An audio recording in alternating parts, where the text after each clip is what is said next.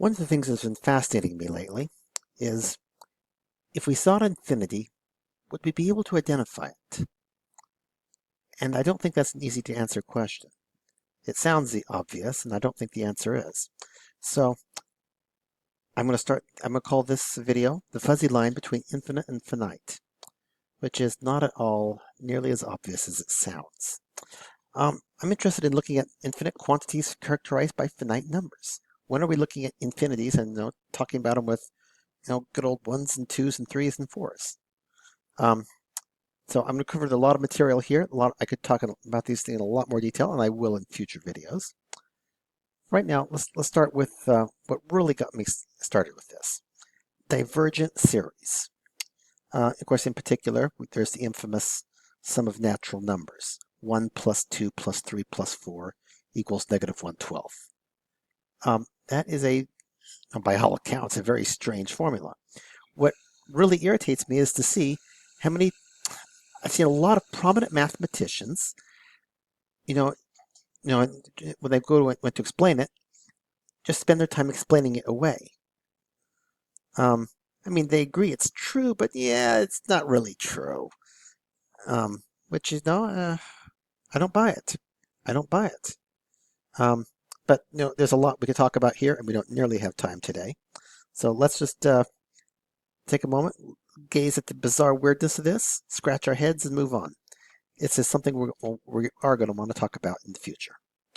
In physics, the real world, can't argue with this. Finite methods are usually fine. You can look at, say, like Wildberger. He is a mathematician, does a lot of YouTube videos, prominent finitist. And you know what? Most of those times, the finite methods are great. And if I was getting an infinity most of the time in physics, yeah, I'd go finitist. I definitely would. That said, there's a couple times where that's not really an option. And it's interesting, those times. Let's take a look at them real quick. Phase transitions. That's, okay, you got a block of ice, you're heating it up.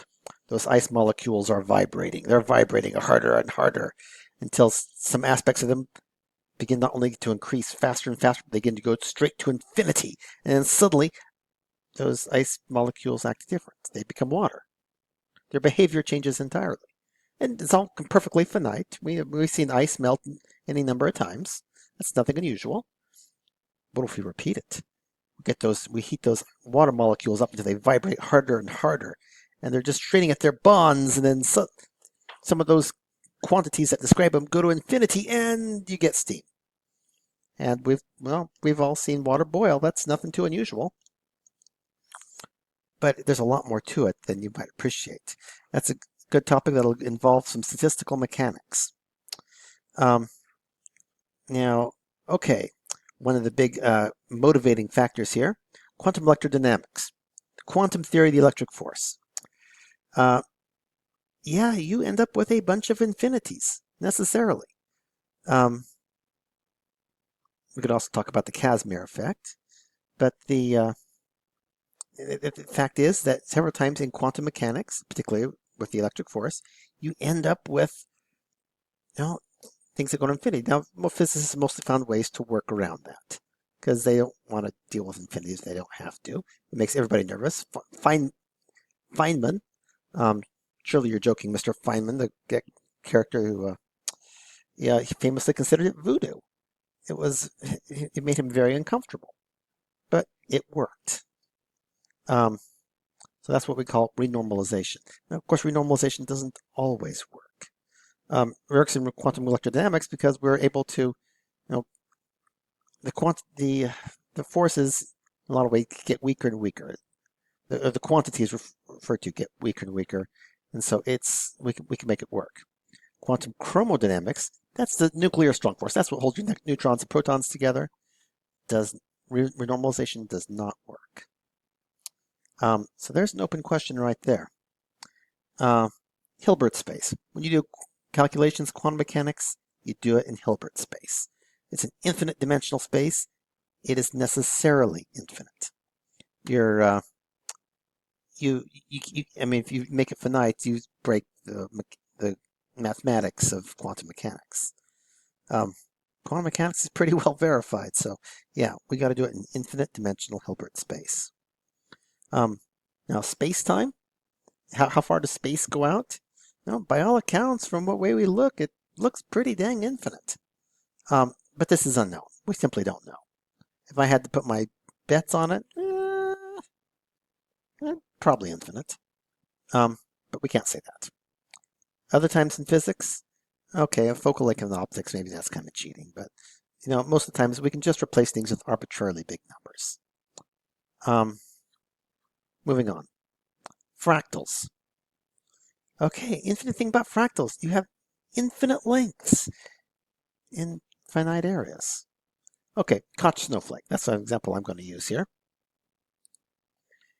Here we have a kind of a snowflake curve. It has a very, we could draw a circle around this. It'd be very finite. It's not all that big. The actual length is infinite. The actual length is very infinite. Now, if we start with something like this, and we just say from one, that the area around is 1. If we start with a regular triangle, we add these little spikes. It becomes 4/3 of the original length. Add more spikes, it becomes 4/3 times 4/3, 4/3 squared. Do it again, you get 4/3 cubed, 4/3 to the 4th, on and on to infinity. You get 4/3 to infinity, to the power of n, where n goes to infinity, which is basically a long-winded way of saying infinity. Now we can characterize this. Of course, I mentioned it was characterized by a finite. It covers a finite area. We can also characterize it with what we call the Hausdorff dimension. Now you use the dimensions being nice integers, 1, 2, 3, so forth.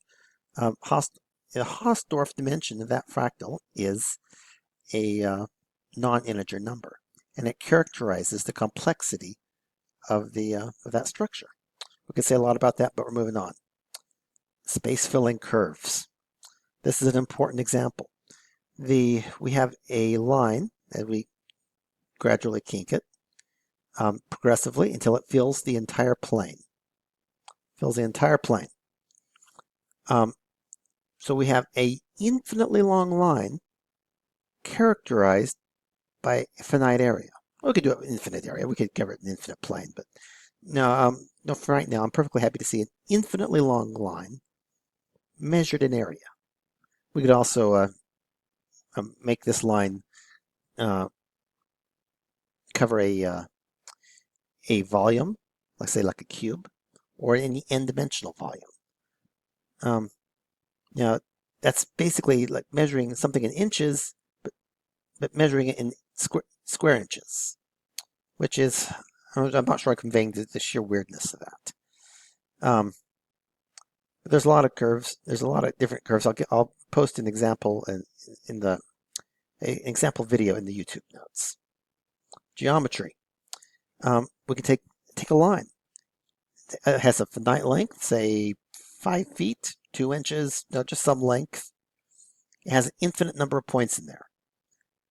But those infinite number of points are in a finite length. Of course, likewise, we can do this with lines or points in a finite area, or of course any higher dimensional structure. Higher dimensional quantity. Gabriel's horn. I'll just mention this real briefly. Here we have an infinite surface area and a finite volume. You could fill this with a finite amount of paint, but it would take an infinite amount of paint to paint it, which seems a bit paradoxical. But so it is. Mappings. Okay, this is a good one. Once again, we don't have time to spend on it. I'm just gonna... Okay, here we have a very simple equation. 1 over x equals y. We could characterize all the numbers from, we have all the numbers from 0 to 1 on the x-plane. Can characterize everything from 1 to infinity on the y-axis. which is, a bit surprising. So, I mean, between 0 and 1, that's pretty dang finite, but we're using it to cover an infinite amount of area. Now, we could, of course, it's not by any means the only example. Here we have tan x equals y. That's your pretty basic trig formula. Once again, you got the same thing between pi over 2 and negative pi over 2, between 90 degrees and negative 90 degrees. You have where your tan function is finite.